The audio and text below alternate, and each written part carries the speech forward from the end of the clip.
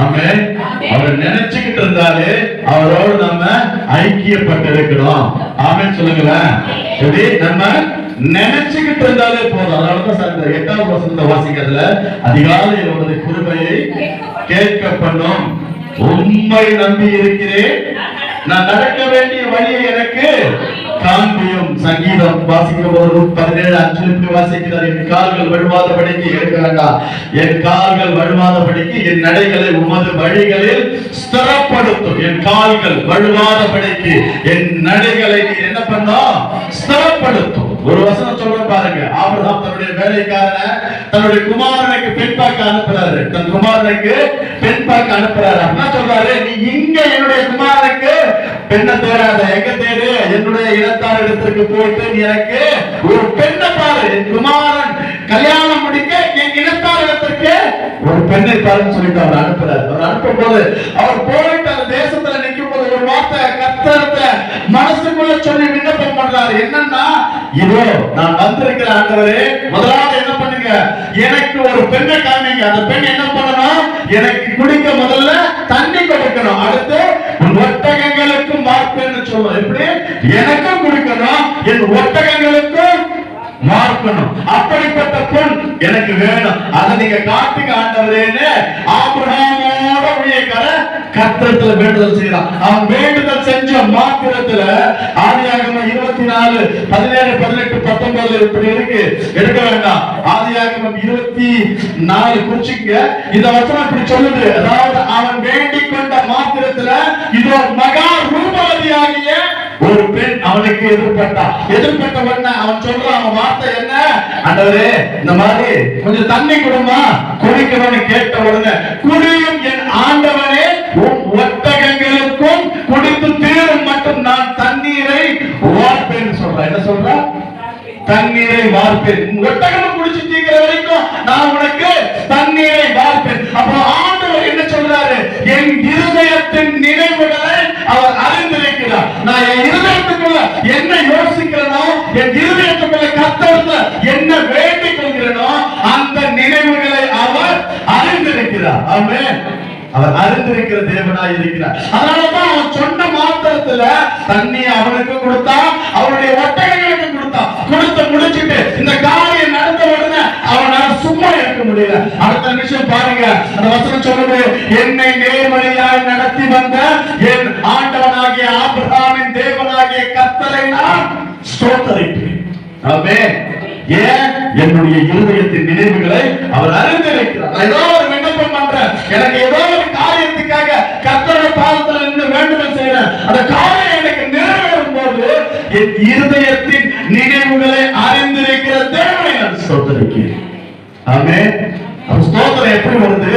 தானா எனக்குள்ள இருந்து, எனக்குள்ள ஆண்டவர் வைத்திருக்கிற கிருபை எனக்கு ஸ்தோத்திரமா வெளிப்படும். அவரை மகிமைப்படுத்த, அவரை ஆராதிக்க, அவரை பாட, அவரை புகழ, ஸ்தோத்திரம் பண்ண என்னால நிக்க முடியல. ஆமென் சொல்லுங்கள.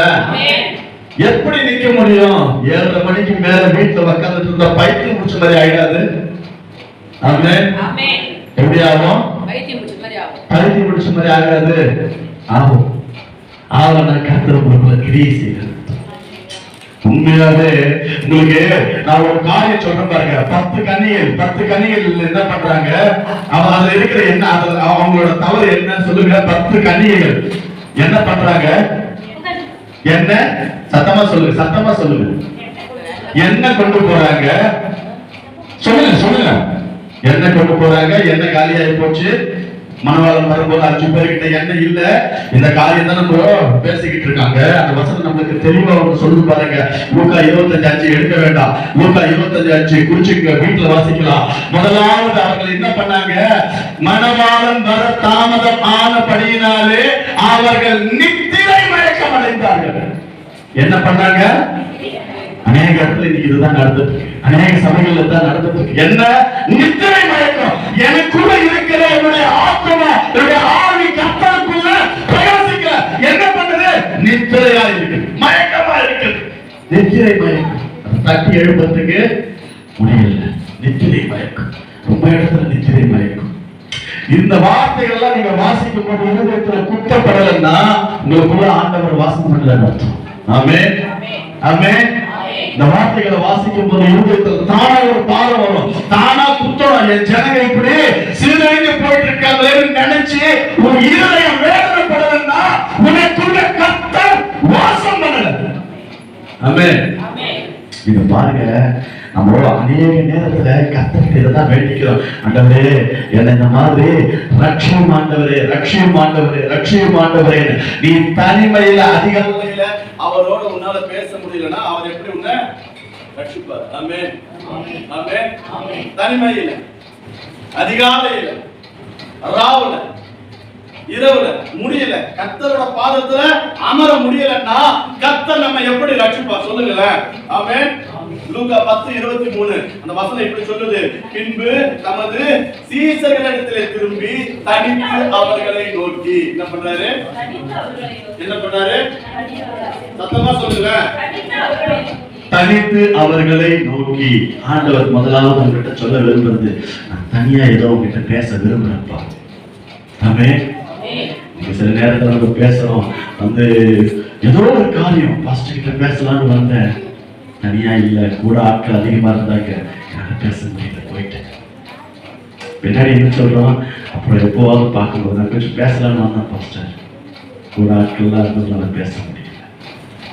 எனக்குள்ள ஏதோ ஒரு காரியம் பாரம் அழுத்திக்கிட்டு. அப்போ தனிமையில கர்த்தர் உங்ககிட்ட எதையாவது பேச விரும்புறாரு. அவர் என்ன பேசுறாரு? உன் வாழ்க்கையை எப்படி சீர்படுத்தணும், உன் வாழ்க்கையை எப்படி செவ்வையான வழியில நடத்தணும்னு கர்த்தர் உங்களோட பேச விரும்புறாரு.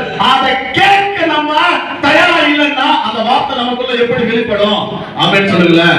எப்படி வெளிப்படும் சொல்லுங்க? எப்படி வெளிப்படும்? அவர் சொல்ற வார்த்தை, அதாவது ஏசாயா சொல்றாரு என்னன்னா, கர்த்தர் என்னை அனுதினமும் அதிகாலையில எழுப்பி தட்டி எழுப்பி என்னை தூங்க விடாம என் கூட பேச விரும்புறாரு. எப்போ? அதிகாலை, நடுராத்திரி. எவ்வளவு நாள் நம்ம நடுராத்திரி கர்த்தரோட தியானிச்சிருக்கிறோம்? எவ்வளவு நாள்? நான் சொல்றேன் பாருங்க, உண்மையா சொல்றேன், பாரத்தோட சொல்றேன், என் ஒருத்தனுக்காகவே எழுதின புத்தகங்கள் இது. இதுதான் உண்மை. ஆமென் சொல்லுங்களேன். யாருக்காக? ஏன் ஒருத்தனுக்காக மாத்திரம் இந்த புத்தகம் 40 தீர்க்கதரிசிகளை கொண்டு என் ஒருத்தனுக்காக மாத்திரம் எழுதி வச்சிருக்கிறேன். ஆமென். நீங்க கர்த்தரோட இருந்தத வாசித்து பாருங்க, உங்களுக்கு வேற இன்னும் அருமையா புலப்படும். ஆனா நம்ம என்ன பண்றோம்னா, அநேக நேரத்துல கர்த்தரோட பாதத்துல தனியா இருக்கிறதுல, ஆண்டவரே நான் ஆலயத்துக்கு வரேன், நான் உங்களோட பேசுறேன், அப்புறம் ஜெபம் பண்றோம், ஒன்னா சேர்ந்து ஜெபம் பண்றோம், உங்களோட பேசுறேன், அதுக்குள்ள ஏதாவது பேசுறதுன்னா பேசுங்க ஆண்டவரே, நான் கேட்டுக்கிறேன். தனிமையாலாம் என்ன கூப்பிட்டு என்ன பண்ணணும்? ஆமென், ஆமென். இப்ப கர்த்தரோட பாதத்துல நம்ம தனியா உட்கார்றதுக்கான முக்கியமான நோக்கம், அவர் என்னுடைய திட்டத்தை, என்னை என்னவா வைக்க போறார் என்ற திட்டத்தை அவர் எனக்கு சொல்லுவதற்காக ஏதோ ஒரு காரியத்தை முற்படுறாரு. ஆனா நான் என்ன பண்றேன்? நீங்க சொல்லிட்டு படுத்து பாருங்களேன், ஆண்டவரே 4 மணிக்கு நான் எழுந்து பாதத்துல உட்காரணும், என்னால முடியாது, நீங்க எழுப்புங்க. அலாரம் கூட தேவையில்லை, 4 மணிக்கு டான் உங்களுக்கு மணிக்குவோம். ஆமென். 4 மணிக்கு டான் எழுப்புவாரு.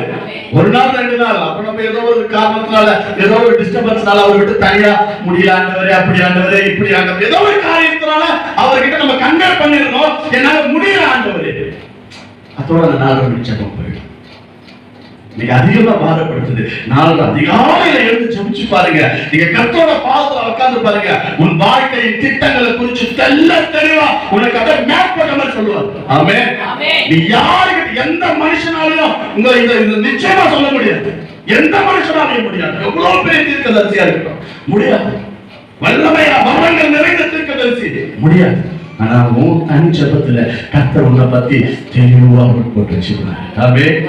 அதான் தாவீது சொல்றார், அவன் கண்ணின் இமைகளை பிடித்து வைத்திருக்கிறார், நான் தூங்காதபடி என் கண்ணின் இமைகளை பிடித்து வைத்திருக்கிறார். நீங்க மோசேட்ட சொல்றாரு, மோசே நீ மாத்திரம் என்ன பண்ணு, மலையின் மேல ஏறி வா. யார் மாத்திரம்? நீ மாத்திரம் தான் மலையின் மேல வரணும். ஏன்? தனியா நான் உன்கிட்ட பேசணும். உன் ஜனங்க கிட்ட இல்ல, உன்கிட்ட நான் தனியா பேசணும். முதலாவது நீ தனியா வா. சீஷர்கள் அநேக நேரத்துல எல்லாம் உவமையா சொல்லப்படுது. சீஷர்கள் கேட்கிறாங்க, ஆண்டவரே இதற்கான உவமையை எனக்கு தெளிவுபடுத்த வேண்டும்னா ஆண்டவர் என்ன சொல்றாரு? உவமையாய் அல்ல, சீஷர்களிடத்திலே தனித்து பேசி பேசினார், அது அவர்களுக்கு தெரியப்படுத்தப்பட்டது. எல்லார்கிட்டையும் ஓமையா பேசுற விஷயத்தை தெளிவா சொல்ல மாட்டார். உன்கிட்ட தனிமையில பேசும்போது அது அவனுக்கு தெரியும். ஆமென் ஆமென் சொல்லுங்களேன். அதாவது ஒரு சில வார்த்தை பாருங்க. 1 சாமுவேல் 29 அதோட 1 சாமுவேல் 9 அதோட 27 பாருங்க. 1 சாமுவேல் 9 அதோட 27வது வசனத்தை வாசிக்கிறேன். கடைசி மட்டும் இறங்கி வந்தபோது சவுலை பார்த்து வேலைக்காரன் என்ன பண்ண சொல்றாரு? அடுத்த வார்த்தை நடந்து போனான்.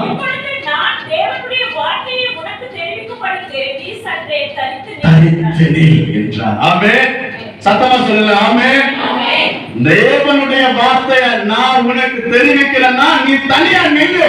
உனக்கான வார்த்தைகள் உனக்கு கொடுக்கப்படும். ஆமென். அவன் முன்னக்கூட்டியே வந்து சவுல் வந்துட்டான். அவனுக்கான ஆகாரம் வைக்கப்பட்டது. அவனுக்கான தொடர் ரெடியா இருந்தது. ஆகாரமும் கொடுத்து முடிச்சுட்டாரு.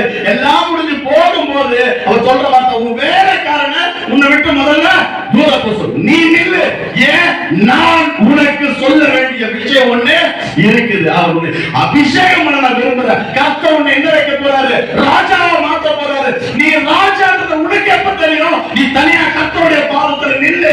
அவர் உனக்கு சொல்லுவாரு, உனக்கான சுதந்திரத்தை இங்க நான் வச்சிருக்கிறேன். ஆமென் ஆமென். எனக்கான சுதந்திரம் எனக்கு எதுன்னு தெரியணும்னா நான் அவரோட பாதத்துல தனியா போயிட்டு அமர்ந்து நிற்கிறேன். இல்ல, அதாவது மரியாள் சொல்றா, என்னை விட்டு எடுபடாத நல்ல பங்கை அவள் தெரிந்து கொண்டா. அவள் கர்த்தரோட பாதத்துல வந்து நிற்கிறா. மாத்தாள வந்து சொல்றா, நான் நேர வேலைகளை செஞ்சுட்டு இருந்தேன். இவன் வேலை செய்யாம உங்க கிட்ட வந்து உட்கார்ந்துட்டா. ஆமா, உண்மைதான். அவ வேலை செய்யாம என்கிட்ட என் பாதத்துல வந்து அமர்ந்ததற்கான காரணம், நாளை துக்கம் சம்பவிக்கும் போது அந்த துக்கத்தை கணிப்பாய் மாற்ற யாரை தான் கூப்பிடுறாரு? மரியாதை அழைத்து வா. மாத்தாள் போய் நின்னுட்டா, மரியாதை அழைத்து வா. ஏன்? நீ என் பாதத்துல உட்கார்ந்த அந்த பலன் உன் வீட்டுல மாறும் பாரு. அப்ப தெரியும் நீ ஒண்ணுமே இல்லாம உட்கார்ந்து இருக்கிற. அந்த கனவே கிடையாது. ஒரு வார்த்தை தான், நீ வந்து ஜெபிச்சு ஏதாவது என் வீட்டுல நல்லது நடக்கும். ஆமென். இந்த நாள் வரும், வராம இருக்க. கர்த்தருடைய பாதத்துல நின்னு சொல்றேன், இந்த நாள் வரும். நீ ஒரு நிமிஷம் வந்து என் வீட்டுல ஜெபிச்சுட்டு போ, ஏதாவது நல்லது நடக்கும். ஒரு முறை வந்து என் வீட்டுல ஜெபிச்சுட்டு, எனக்கு ஆசீர்வாதம் குறைஞ்சுக்கிட்டே இருக்குது. நீ ஒரு முறை வந்து ஜெபிச்சுட்டு மாத்திரம் போ, என் வீட்டுக்குள்ள ஏதாவது ஒரு அற்புதம் கர்த்தர் கிரியை செய்வார். உண்மையா சொல்றேங்க, கர்த்தரிடத்துல நன்மையை வாங்கினவங்க மாத்திரம் சபைகளை நிரப்பணும்னு நினைச்சா வேலூர் மாவட்டத்தில் இருக்கிற ஒரு சபையிலும் ஒரு இடம் கூட காலியா இருக்கு. அவ்வளவு நன்மைகளையும் வாங்கி இருக்கிறாங்க. அவர் கொஞ்சம் தாமதிக்காமல் போயிருந்தா நீயும் நானும் யாரும் இன்னைக்கு நின்றுகிட்டு இருக்க முடியாது. காரணம், அவர் நம்ம மேல வச்சிருக்கிற கிருபையால ஓடிக்கிட்டு இருக்கு. அதனாலதான் அவர் தனிமையாவான்னு கர்த்தர் அநேக நேரத்தில் சொல்றார். நம்ம தனிமையா அவரோட பாதத்துல போய் உட்கார மறுக்கிறோம். ஒரு விஷயம் கடைசியா சொல்லி முடிக்கிறேன். கர்த்தருடைய பாதத்துல நல்ல தேசம். நீங்க நல்லா பாருங்க. உபாகமம் 8 எடுத்துக்க. உபாகமம் 8 அதோட 7வது வசனம் வாசிங்க. உபாகமம் 8 அதோட 7வது வசனம். தேவனாகிய கர்த்தர் உன்னை நல்ல தேசத்திலே பிரவேசிக்க பண்ணுகிறார். அது எப்படி? அது எது? அது நீ போய் நிக்கிற அந்த தேசம். ஏன்? எனக்கு தெரியும் மாறாவல எனக்கு தண்ணி இல்ல, நான் முறுமுறுத்தேன். அந்த என்ன கொண்டு போயிட்டு அந்த நல்ல தேசத்துல நிறுத்துறாரு. எனக்கு தெரியுங்க, எனக்கு தண்ணி இல்லாத அநேக நேரத்துல நான் முறுமுறுத்தேன். என்னை கொண்டு போயிட்டு அந்த தேசத்துல நிறுத்துறாரு. ரெடிமேட்ல தண்ணி இல்லாம நான் முறுமுறுத்தேன். என்னை கொண்டு போய் அந்த தேசத்துல நிறுத்துறாரு. எனக்கு சிறைப்பட்டு போன, ஒடுக்கப்பட்டு போன, தண்ணி இல்லாத அடைக்கப்பட்ட சூழ்நிலை வரும்போதெல்லாம் என்னை அவர் கொண்டு போய் அந்த தேசத்துல நிறுத்துறாரு. எந்த தேசத்துல படிக்கிறோம்? அந்த தேசத்துல நீ தண்ணி இல்ல புலம்பிக்கிட்டு இருந்தீங்க. அந்த புலம்பல மாற்றத்துக்காக அந்த தேசத்துல படிங்க. அது பள்ளத்தாக்குகளிலும் மலைகளிலும் புறப்படுகிற ஆறுகளும் ஊற்றுகளும் ஏரிகளும் உள்ள. ஆமென் சொல்லுங்களேன். எது? ஆறுகளும் ஏரிகளும் ஊற்றுகளும் உள்ள தேசத்தை எனக்கு கர்த்தர் கொடுத்திருக்கிறார். ஆமென். இந்த தேசத்தை நான் பெடுத்துக் கொள்ளணும்னா அவருடைய பாதத்தில் தனித்து அமர்ந்தா மாத்திரம் தான் முடியும். அவர் எனக்கு சொல்லுகிற தேசம் எப்படி இருக்குன்னா இப்படித்தான் இருக்கும். எத்தனை ராத்திரி சத்துருவால நீ மடங்கடிக்கப்பட்டிருப்ப, எத்தனை ராத்திரி தூக்கத்திலேயே உன் ஜீவனை பிடிக்க சத்துரு நினைத்திருப்பா, எத்தனை ராத்திரி கர்த்தருடைய பாதத்தில் பிடிச்சு கொண்டு போய் தனியா போட்டு நினைச்சிருப்பா, அத்தனை ராத்திரியும் தூங்காம உனக்காக கர்த்தர் சத்துருவால போராடிக்கிட்டு இருந்தார். ஆமென். ஏன் இஸ்ரவேலின் தேவன் தூங்குகிறதும் இல்லை, உறங்குவதும் இல்லை. அவர் நான் நிம்மதியா தூங்க அவர் தூக்கத்தை விட்டு என் பக்கத்துல வந்து நிற்கிறார். ஒரு தாயை போல கொசு கடிக்கிறதுனா கொசு அடிப்பாங்க, குழந்தைய எழுப்ப மாட்டாங்க. அதுதான் தாயோட சுபாவம். ஒரு தாயோட சுபாவத்தோட என் கூட நிற்கிறாரு. நான் தூங்குறேன், என் தூக்கத்தை டிஸ்டர்ப் பண்ணக்கூடாது, சத்துரும் என்ன தொடக்கூடாது. அதுக்காக அரணா வேலியா என் தேவன் என்னோட இருக்கிறார். இந்த காரியங்கள் எல்லாம் உனக்கு வெளிப்படணும், உனக்கு தெளிவுபடுத்தணும்னா நீ தனிமையா கர்த்தருடைய பாதத்துல சொல்லுங்களேன், தனிமையா ஆண்டவரோட பாதத்துல காத்திருக்கணும். நீங்க எவ்வளவு நேரம் காத்திருக்கிறீங்களோ அவ்வளவு உனக்கு உங்க குடும்பத்துக்கும் நன்மையும் மேன்மையா. ஆமென்.